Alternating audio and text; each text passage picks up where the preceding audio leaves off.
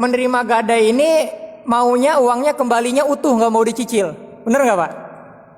Terjadinya seperti itu kan? Jadi ketika menggadaikan sawah, dia menerima sawah nih. Contohnya kalau di Karawang kan ada bahasa hektar, terus bau ya, bau gitu. Bau ada apalagi ukuran sawah itu kan. Contohnya 100 juta dia dapat satu bau. Ya, atau berapa 1 hektar 250 juta. Nah, kadang orang-orang ketika di Indonesia ini inginnya uang tersebut baliknya itu kontan 250 langsung, maka sawah kembali. Kadang terjadi seperti itu kan. Nah, ini kan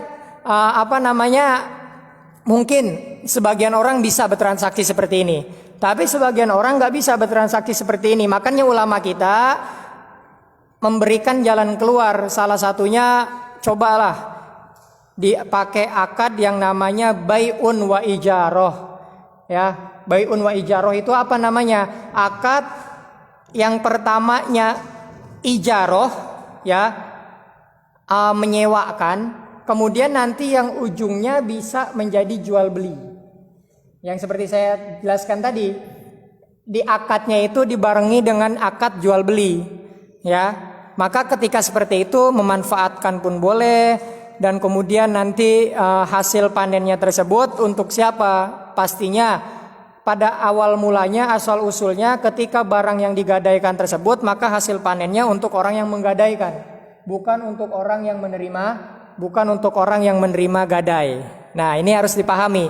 Ketika nanti orang yang menerima gadai tersebut memanfaatkan barang tersebut, baik kendaraan ataupun yang lainnya, maka mayoritas ulama kita mengatakan kullu qardin jaro naf'an fahuwa riba. Ya, kalau dia menikmati terus barangnya, kemudian dia menikmati terus hasil panennya, padinya atau hasil panen sawit atau yang lain sebagainya, akhirnya orang yang menggadaikan nggak bisa bayar hutang, orang yang menerima gadai makin kaya, akhirnya nanti orang yang menggadaikan tersebut udah pasrah, ya udahlah saya jual aja, tambahin seberapa aja, akhirnya udahlah saya jual aja, tambahin sekian juta, akhirnya dia udah pasrah seperti itu. Karena apa? Semakin gede utangnya. Kebanyakan transaksi di kita akhirnya diputer, ya, hasil gadaian itu diputer. Ya, ketika ada punya bahasanya kalau di Karawang ini ditebusan. Ya, bahasanya kan kalau punya sawah digadaikan ke si A, kemudian si B ini ingin mengambil kembali sawahnya. Akhirnya dia dapat uang segar.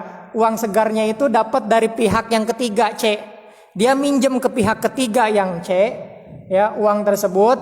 Contohnya gadai dari pihak A 25 juta uangnya. Dia pinjem ke pihak C 40 juta. Akhirnya dia tebuslah sawah dari pihak A dibayar 25 juta. Kemudian sawahnya ini berpindah dari A ke C sebagai jaminan. Ini terjadi nih di Karawang seperti ini, ya. Ini yang perlu dipahami. Maka pemanfaatannya, balik lagi, pemanfaatannya tadi menurut ulama-ulama kita, Syekh Wahbah Zuhaili di dalam kitabnya pun bahwasannya beliau menjelaskan boleh memanfaatkannya dengan akadnya. Yang pertama, di dalam akadnya dibarengi akad jual beli.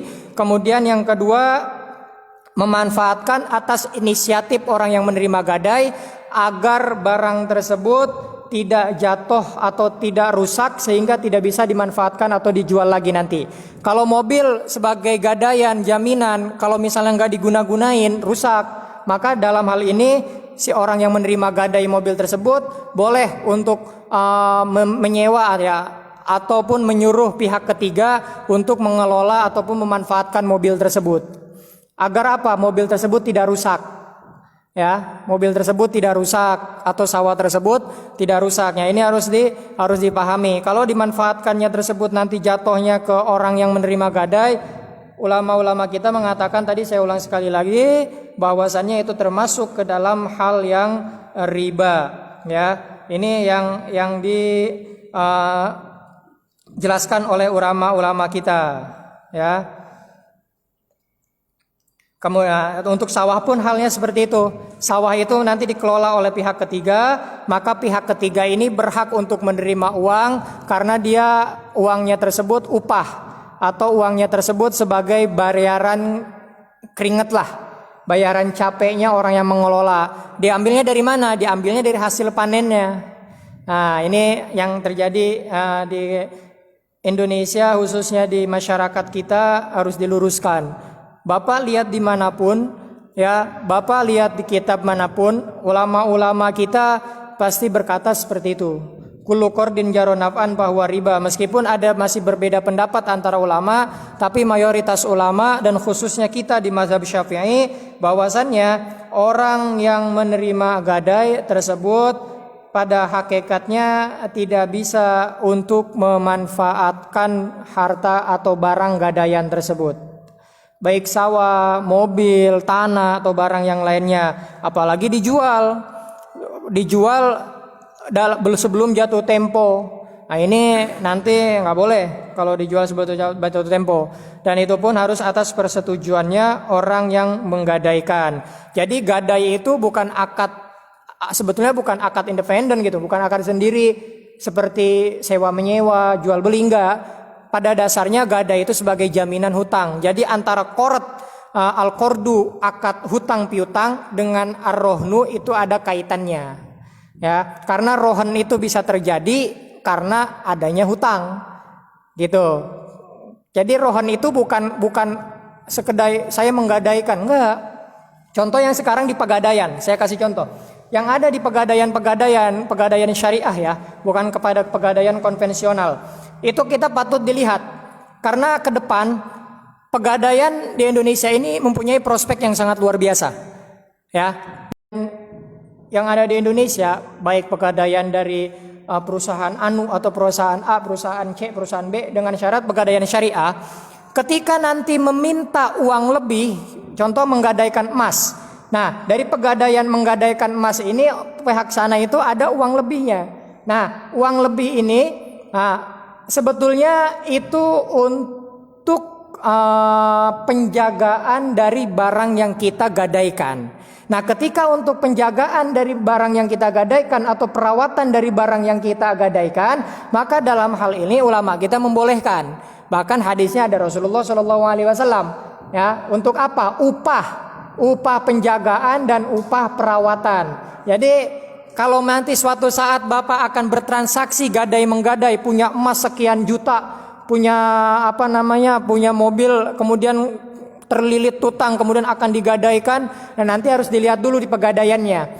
Ya, sekarang kami sarankan agar ketika nanti Bapak suatu saat akan bertransaksi gadai, pilihlah gadai syariah.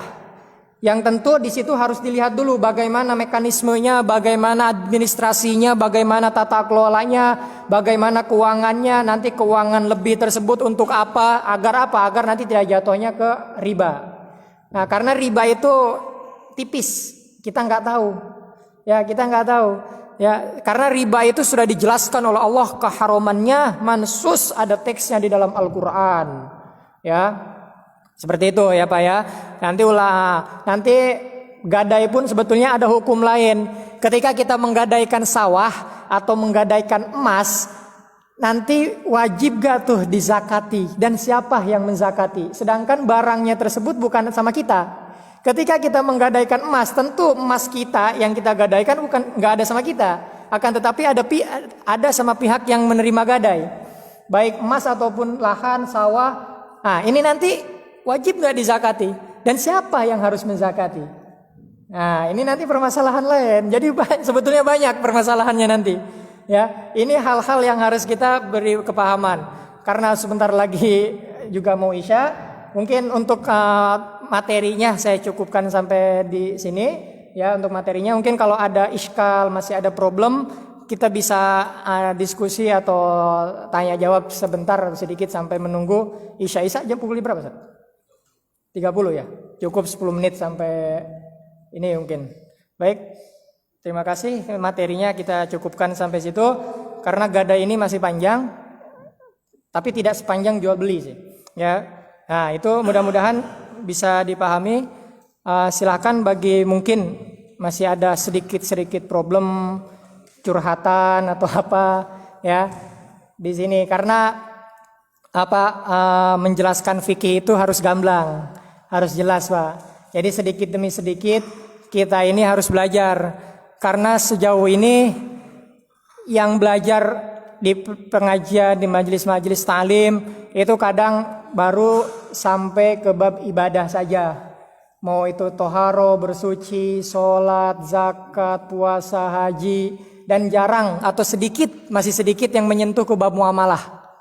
Kadang di transaksi jual beli kita aja, baik jual beli aja, kadang itu ada masih ada kesalahan-kesalahan yang perlu kita luruskan.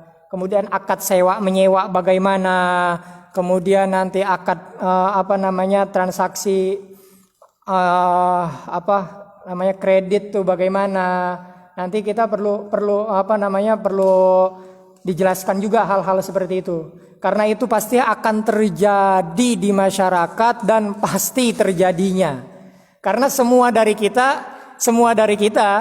itu pasti ingin memiliki sesuatu, karena keterbatasan ekonomi biaya, akhirnya masuknya nanti ke akad kredit, akhirnya nanti masuknya ke akad sewa, akhirnya mungkin yang ngontrak, yang sewa ini, sewa sana. Nah, itu harus kita sedikit beri penjelasan ya dari apa yang ulama-ulama kita sudah jelaskan.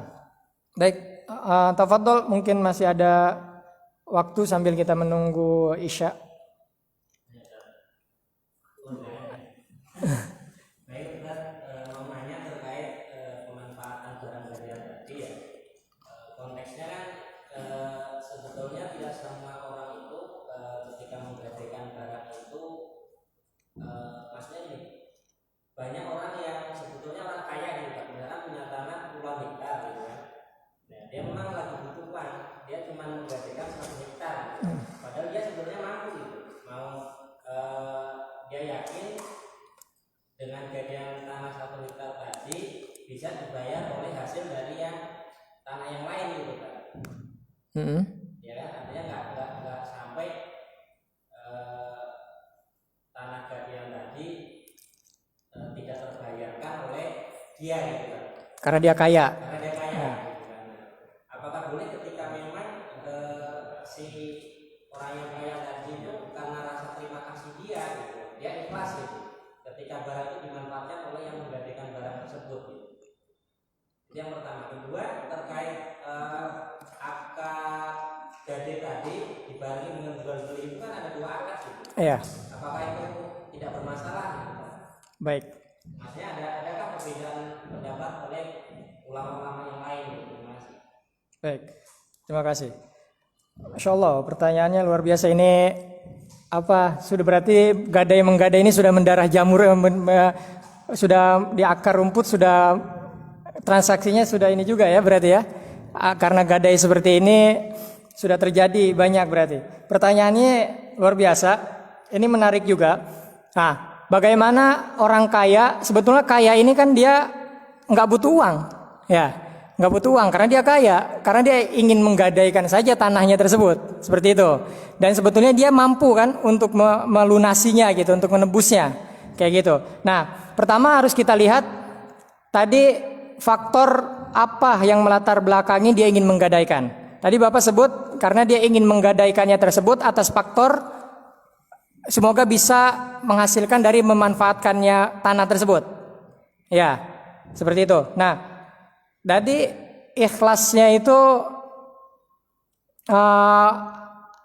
si pemberi gadai, seperti yang saya jelaskan di awal, jangan sampai mensyaratkan di pertengahan transaksi boleh untuk memanfaatkan. Ya.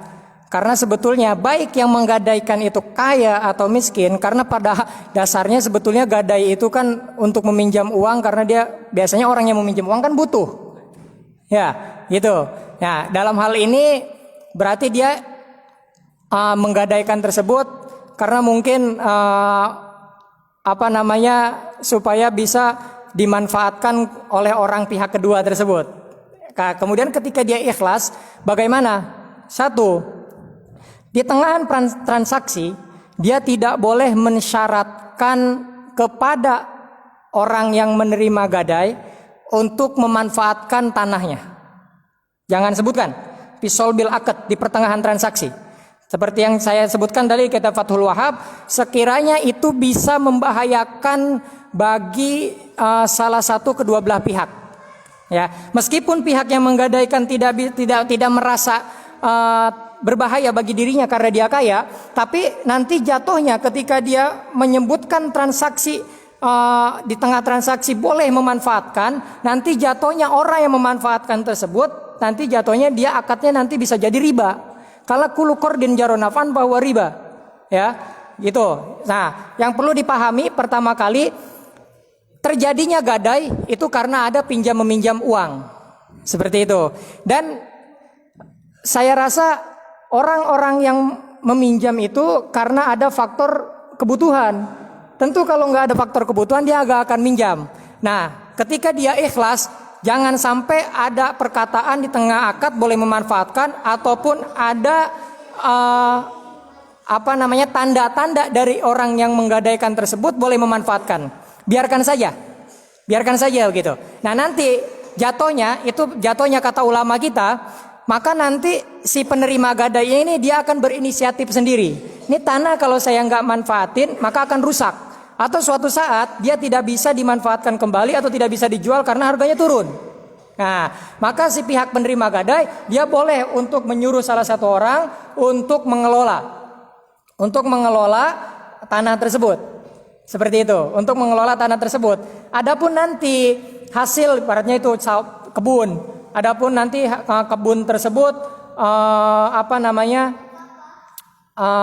sawit ataupun nanti sawah. Nah, dari hasil panennya nanti diambil untuk ujroh atau upah orang yang mengelola pihak ketiga. Nah, kemudian nanti uangnya itu bisa diambil oleh penerima gadai sebagai bentuk cicilan dari orang tersebut.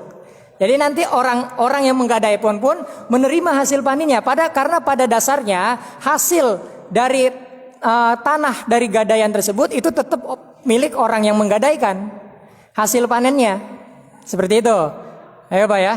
Nah, itu transaksinya. Jadi masalah ikhlas enggaknya intinya disolbil akad, di pertengahan akad jangan sampai ada keluar kata-kata mensyaratkan boleh memanfaatkan.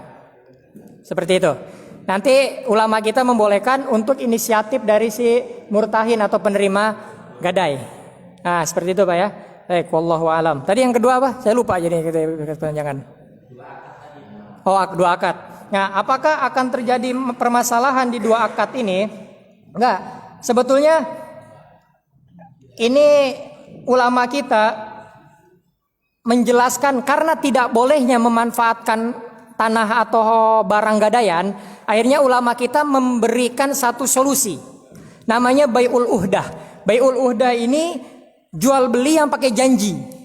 Jadi sebetulnya bukan gadai jatuhnya, tapi akadnya jual beli. Nah, ketika akadnya jual beli, maka nanti konsekuensinya si orang penerima barang tersebut boleh untuk memanfaatkan barang tersebut. Jadi ini bukan dua akad sebetulnya Pak. Jadi ini memberikan solusi. Gitu. Ulama kita memberikan solusi dengan namanya bai'ul uhdah. Nah, bai'ul uhdah di sini akadnya cuma satu, bai aja jual beli, bukan akad gadai sebetulnya. Nah, kenapa ada muncul bai'ul uhdah? Karena tidak bisanya orang yang menerima gadai memanfaatkan barang gadaian, karena ulama mengatakan itu riba, akhirnya ulama ngasih solusi. Ada namanya bai'ul uhdah, jual beli pakai janji. Contohnya pihak si A dengan si B. Nah, si B ini butuh uang. Nah, butuh uang. Akhirnya dia ngejual sawahnya ke si A. Tapi nanti bai'ul uhdah di sini, nah dia ini bilang suatu saat saya akan beli balik. Gitu.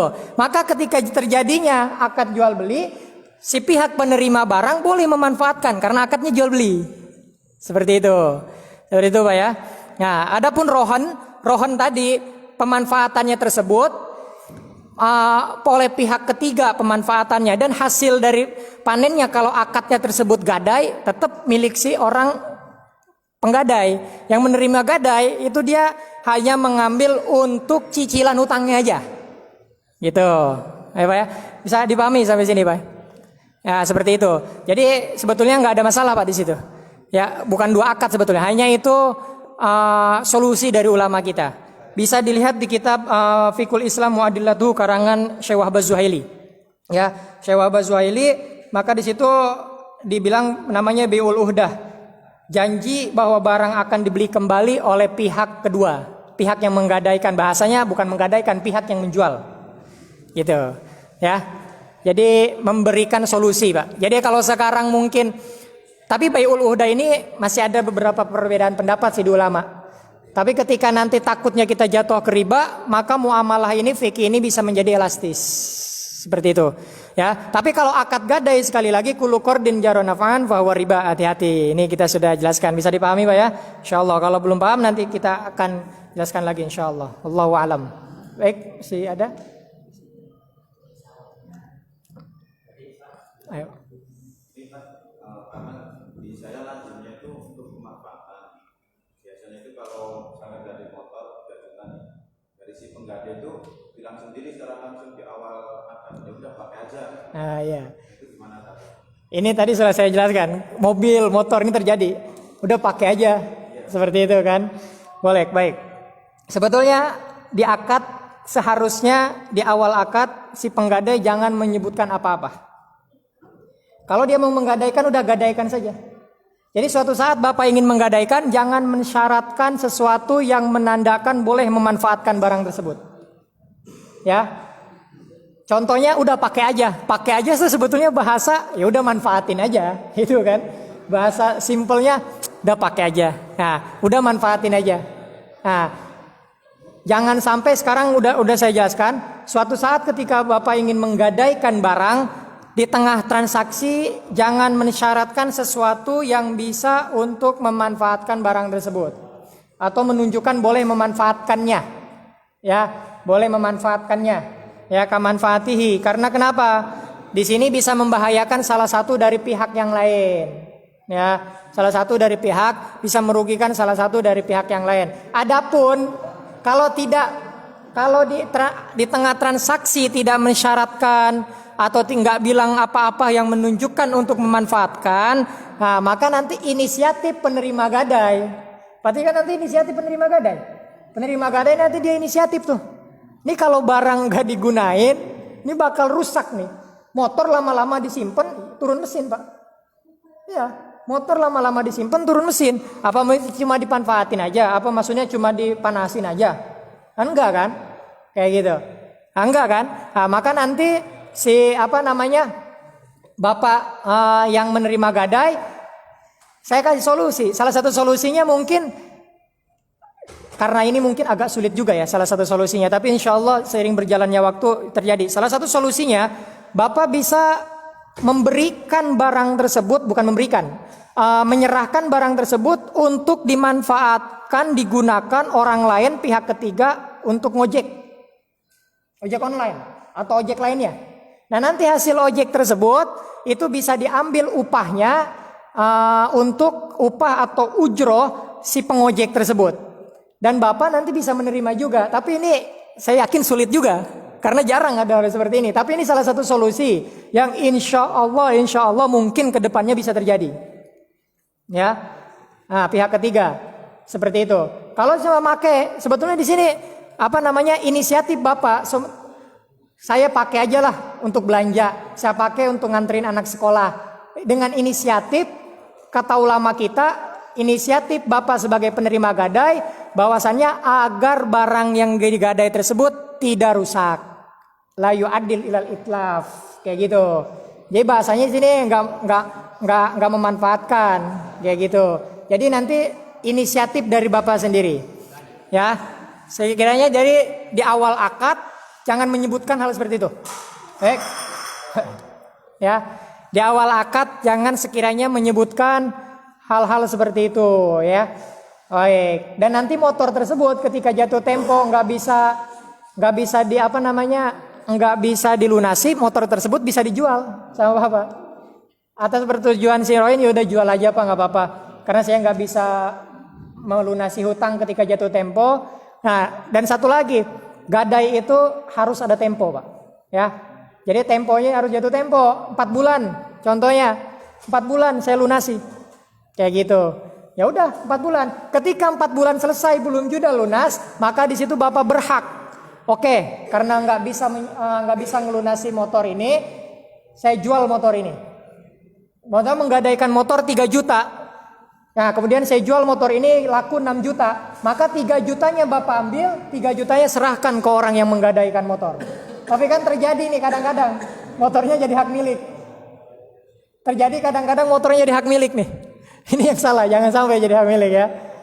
Karena bolehnya itu untuk dijual.